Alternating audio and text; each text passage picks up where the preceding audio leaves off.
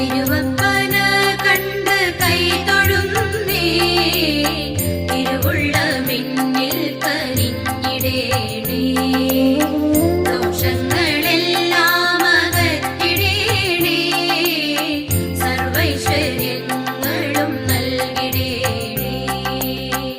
ദിവ്യ ചൈതന്യമായി പറശ്ശിനിയിൽ ദർശനം നൽകുന്നു ശ്രീമുത്തപ്പൻ.